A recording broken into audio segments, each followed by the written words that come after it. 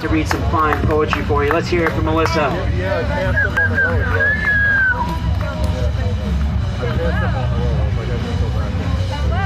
Oh.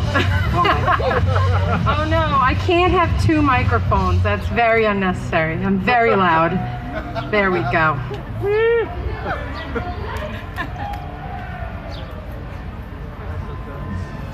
How's everybody doing tonight? Woo! Thank you so much for having me. Thank you to everybody who came out, the awesome artists. These guys are incredible. Thank you to Doreen. Melissa Longo's not here, but she invited me to read tonight. I'm so grateful. So I have a bunch of pieces for you guys tonight. I hope you enjoy them. So let's get started. Come on. There we go. Hold on. I'll get it eventually. No time to unwind in a country of what's next, 9 to 5 as you push papers and depressed keys. Depressed, the days are lost. No more scraped knees, no more playing until the street lights come on. Just nose to the grindstone, making sure the lights stay on. And a 2-level, 6-bedroom you never see, since its mortgage is the cost of your paycheck times 3.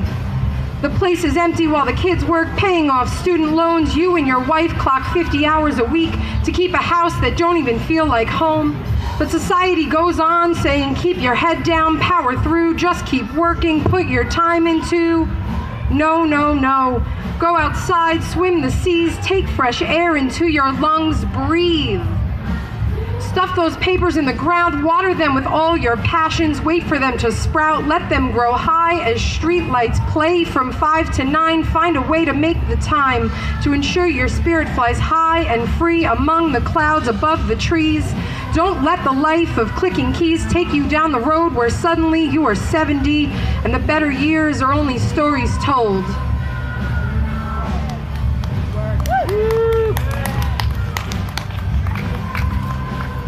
This next one is titled, How to Be a Fat Girl. Is that a candy bar? You don't deserve indulgences, try a carrot. No popcorn at the movies, no cake on your birthday, water never soda, salad never French fries. Hide behind books, since you aren't attractive, you may as well be smart. Live at the gym. Mash your sneakers against the treadmill till you're easier on the eyes. Take photographs at downward angles, strictly from the chest up.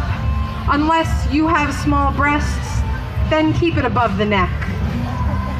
Wear baggy jeans and sweaters, no matter how hot. You aren't worthy of the cooling breeze of salty shores.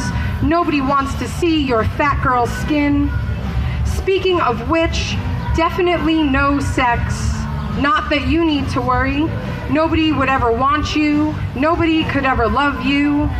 Educated, empathetic, steadfast, sincere, you are nothing without midriff and bodycon dresses. Who are you kidding with that celery? Just keep doing what you do best. Allow the crease in your couch to continue growing with your waistline. Spare the world their eyes, stay inside, shut the lights.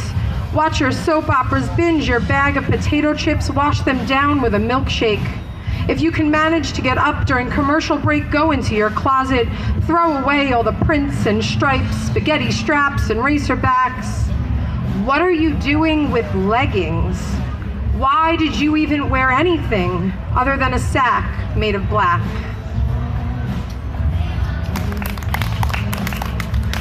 I only know how to write very long poetry or very short poetry. So now here's some short poetry. This one is called Pillow Talk. I'm gonna have to compete with the band, so I hope you can all hear me. Pillow Talk. The fan blades thicken with dust, looking over folded baskets of laundry a week clean, dishes unwashed, letters unwritten, taxes unfiled, paperwork dotted and crossed and sent to the one who signs my paycheck, and the cats are fed, but the bamboo is dying, the bamboo is dying, the bamboo is dying. And I ask myself, how do you kill something that needs so very little? This next piece was written after I got to see Trey Anastasio last week at Rumsey Playfield, which was absolutely breathtaking. So this is called Rumsey. Starlight faint under Manhattan Eve, tucked into the central portion of Central Park. Music notes puncture the empty spaces with melodies that could change the world if the world would only lend an ear and maybe a shoulder. Acoustic strings pluck away the void in my heart, gratitude washing away the overwhelm, my hands raised like a gospel choir waiting to be saved.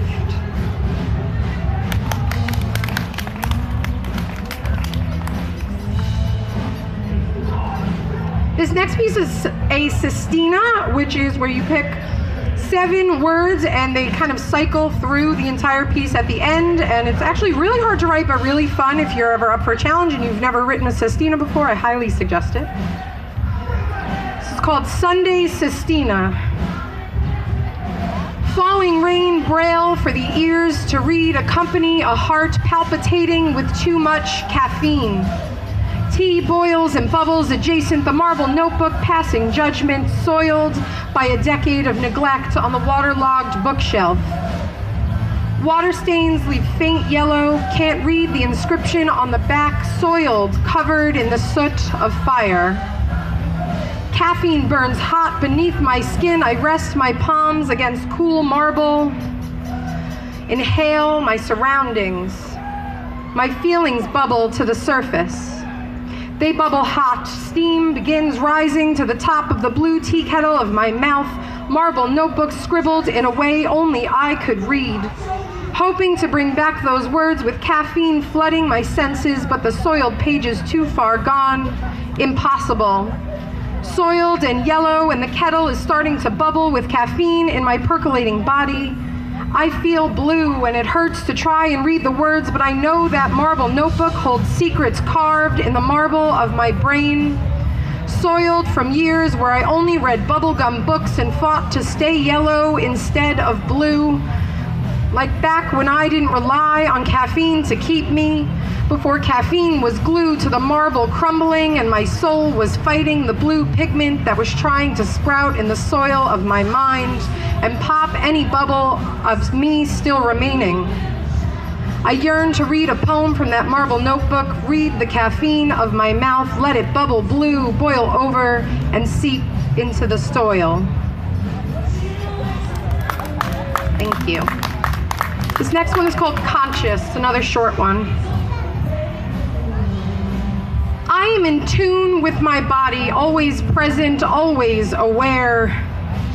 Aware of the upside-down pineapple cake I consumed for breakfast, aware of the beater full of brownie mix I licked clean, aware that I binged on rice cakes with maple syrup last night. With a fridge full of vegetables, I opened that door and heard them whisper, but the cheese called louder, and so it was the chosen one. And when I finished, peanut butter and jelly from the cupboard nostalgically cradled my wounds in the glow of Netflix. Are you still watching? The sage extinguished in the ashtray cleared the room of negative energy, cut through the tension with my teeth, choked on my feelings, and went into the kitchen for more. I have 2 more for you. This one's a short one. It's called Eat the Worm. Music over the speaker blares like a blender, but I prefer my margaritas on the rocks. Actually, I prefer them in a shot glass. No mixer, no rim, I don't need a chaser. I have gone most of my life without training wheels, and besides, my tears have enough salt in them anyway. And sometimes tequila makes me cry, but not really because I already cry, just sometimes. Sometimes tears and tequila happen at the same time, and life is sour enough that I can leave the lime on the cocktail napkin.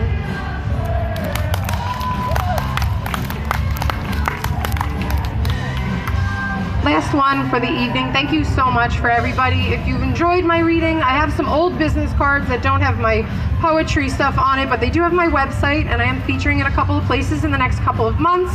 and I would love to see all of you there. And we go to open mics where you are all welcome to come and read your own beautiful work and words. So I hope we'll see you. My body makes people uncomfortable. It's my favorite.